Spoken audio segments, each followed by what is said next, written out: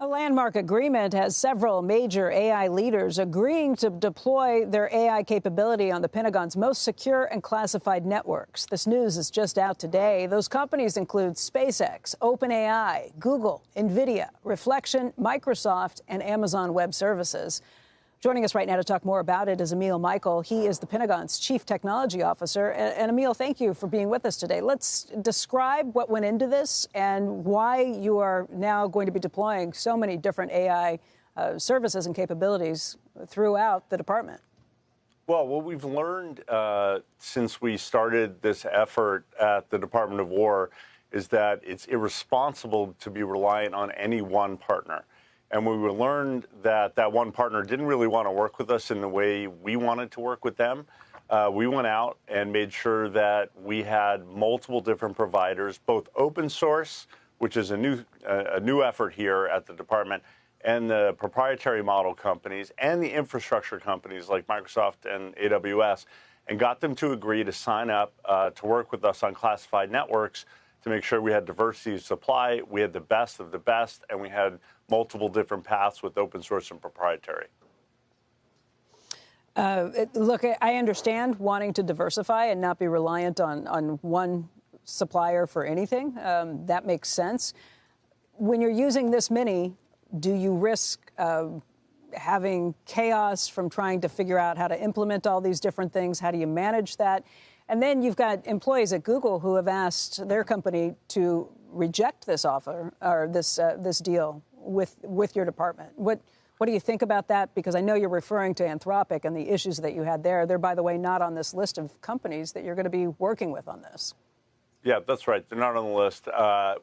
Basically, no, we don't have confusion because what we do is we try to take each model for its strengths and use it in those particular use cases. And you think each of these models is trained on somewhat different data. If you look at Google, you know, they have email, YouTube, Nest cams. They have a different sort of, capabilities. They may all converge over time, but we're going to use them in the right ways. And we've already deployed SpaceX's XAI and OpenAI, and we're benchmarking that against what we've had previously. And then open source is a brand new vector for us, which is very important because Chinese open source models have infiltrated a lot of different companies. We want to have an American alternative to that. As it relates to the Google message, I think it was less than 0.1% of their employees wrote a letter. But thanks to the leadership there that learned from the lessons of 2018 with Maven, that serving the U.S. government and being a partner of the U.S. government is really important. And they were proud about that, and I'm proud that they stood up and agreed to work with us in the way that made sense for us. Emil, it's Andrew here. A couple quick questions. What is the state of play with the conversations taking place around Anthropic with the Department of Defense? Of course, this also comes as the NSA appears to be working with them, and I know there's been lots of back and forth about other parts of the government working or not ultimately working with them. Yeah, with Anthropic, their supply chain risk. We've given the different department components 6 months to transition off. If there's some exceptions, we'll make them because the complexity of integrating into some of these networks is really high. That being said, I think the Mythos issue that's being dealt with government-wide, not just at the Department of War, is a separate national security moment where we have to make sure that our networks are hardened up because that model has capabilities that are particular to finding cyber vulnerabilities and patching them. And from a national security standpoint, you always have to look at those things, and NSA and Commerce evaluates all frontier models, including Chinese frontier models, to see what the capabilities are at the edge. When we last spoke, you had made a comment about Anthropic having a constitution, which you thought was at odds ultimately with what the government was hoping to do and the freedom that the government should have. And one of the things that I wanted to ask you about is OpenAI, well, I don't think they call it a constitution, or Gemini, they might not call it a constitution per se, but in a very similar way, they have built effectively instructions and guardrails into their systems to do certain things and not do other things.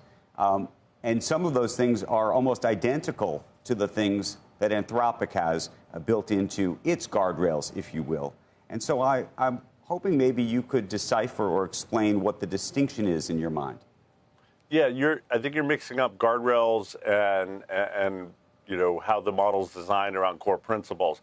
Guardrails, we want guardrails at Department of War in some ways, right? We don't want some of the CSAM things. We don't want things that give any person in the Department of War the ability to do things that we wouldn't want, whether it's chem, bio, those sorts of things. So guardrails are something that are negotiable based on what they are with all the companies, and they have different views on that. When it comes to a constitution and how they bake it into their model, if you look at the way Anthropic talks about how they've done that, they say everything refers back to that constitution, and it is different. I think as of January 1st of 2026, it said that it preferred non-Western values in their constitution. So it's wildly different from a set of principles on what they're trying to prove. But more importantly, when they deploy on our networks, they're deploying models that are tuned for national security purposes. And that's why the partnership with the executive team and the management is so important, because things are evolving in the threat landscape. And whatever guardrails, whatever principles they want to develop against has to be consistent with our values, our mandate, our restrictions even. And that's where the guardrails come in. Emil, can I ask you, there's been a lot of reporting around Anthropic meeting in the White House with Susie Wiles and others. That reporting has suggested that the White House, the administration, and Anthropic are trying to kind of tamp down the tensions, cool things off a bit, and maybe get to a point where the government can work very well with Anthropic, potentially even your department as well. Is that the case? Are you in a situation where you are looking at this differently, maybe finding a new way to move forward with Anthropic? I think I defer that particular question to the White House, but I will say is that the cyber capabilities of all of these models is going to be this year's challenge for any company that has software deployed, really, or any consumer that has software on their laptop or on their phone. And that's because these models are starting to train on code. And Anthropic was the first out of the gate with Claude Code, but then there's Codex for OpenAI, and there's coding tools forever. So they become adept at learning how to find vulnerabilities in code. So I think when we think about the first drop being Mythos, but there's going to be other drops. So I think the government's looking for how to work with all of these companies in the coming year to make sure that their capabilities are understood by us first, so that we can fix any kind of issues that we have in the private and the public sector. Emil, how concerned are you, and maybe you're using different compute, but there does seem to be real concern about a lack of compute power for some of these models, especially the sort of closed models, Mythos being the prime example. But this very idea of potentially, you get to a period of time where there's not enough compute either for the government to be operating at the same time that either corporations are operating. I mean, it depends if you're operating on your own cloud or something else. But how big a deal do you think that is, and how should we think about that? I think that we go back and forth as viewers here as to are we overbuilding compute with all these data center build-outs? Are we underbuilding? And I think where we're at now as a nation is that we need more compute overall. And that's why you see the rush to do all these deals, to stand up all these data centers. And I think that'll increase. The other thing to note is some of these models are changing what underlying infrastructure they work best on, whether it's a Trainium chip, whether it's AWS, whether it's NVIDIA's newest. So things are moving, and that's causing also there's a little bit less sort of uniformity, if you will. If it was more uniform, I think we might have close to enough compute. But I think you're going to see compute explode. If you look at the CapEx numbers announced by these hyperscalers, they're enormous. So that would indicate to me that sort of the nation needs more compute, and the government could always use more compute as we do more things that the Department of War and other agencies do too.